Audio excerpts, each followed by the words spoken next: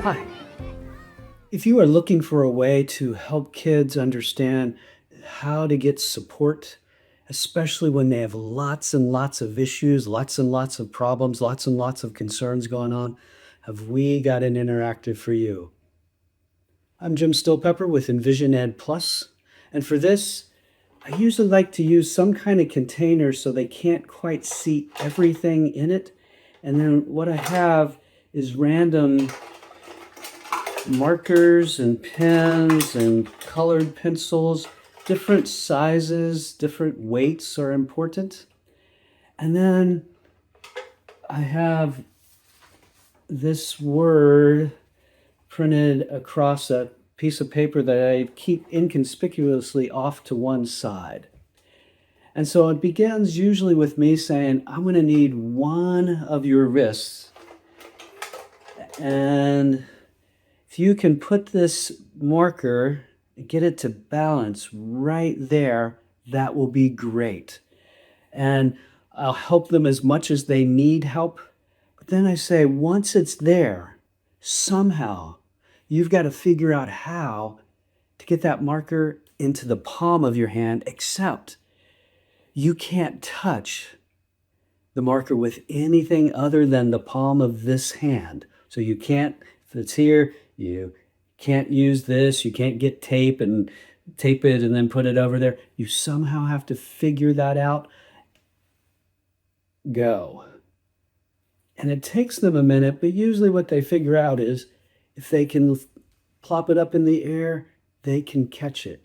And I congratulate them. And again, they'll take a couple times to probably drop it and stuff. So they're learning from their mistakes. All those things are important, and we can talk about them as we go. But once they finally get it, I say, that is great.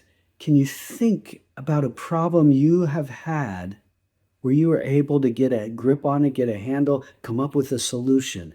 Can you give me an example of that? And we talk through that. How do you figure out the solution? How do you problem solve that?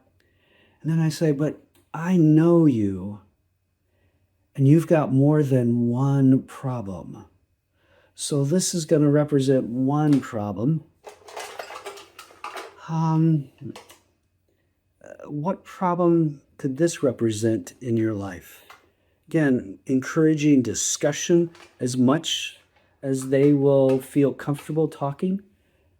Another, and depending on their coordination, I may only do 2 or 3, but what I really want, if they are coordinated enough, is I want to make it so that it's almost impossible to do.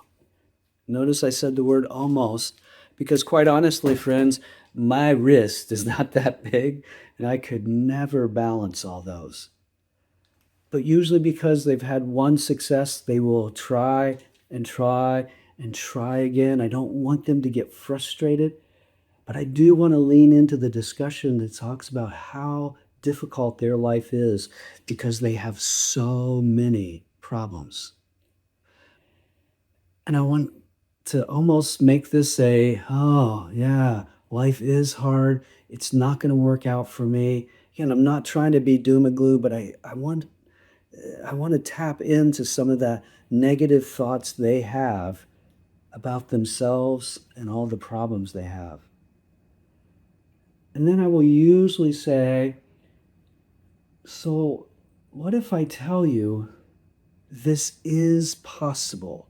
Now, sometimes when I say that, kids will try a little bit longer, but they'll end up doing the same thing that they've been doing, really, because they don't know what else to do. Or they'll say, that's impossible, Stillpepper. I don't know how to do it. Prove it, show me. And then that's when this paper comes out. But what I would really love for them not to see is exactly what is written on it. So I'm going to say, well, I've got this special piece of paper, and I'm just going to, again, if they see the word on there, I'm okay, but I'm not responding to anything. I'm just going to wrap it up right here. And at this point, sometimes kids are already putting together where this is going. And if they think they know that they can do it, then I want them to try it. Sometimes I will say to them, if they don't figure it out, do you think this would work now? Or sometimes if they're really defeated, I'll just go ahead and demonstrate it for them.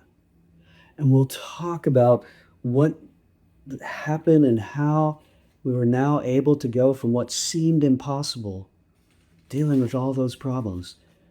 We didn't have to eliminate any of the problems. But what did this paper do for you? And I want them to talk as much as they will talk about that.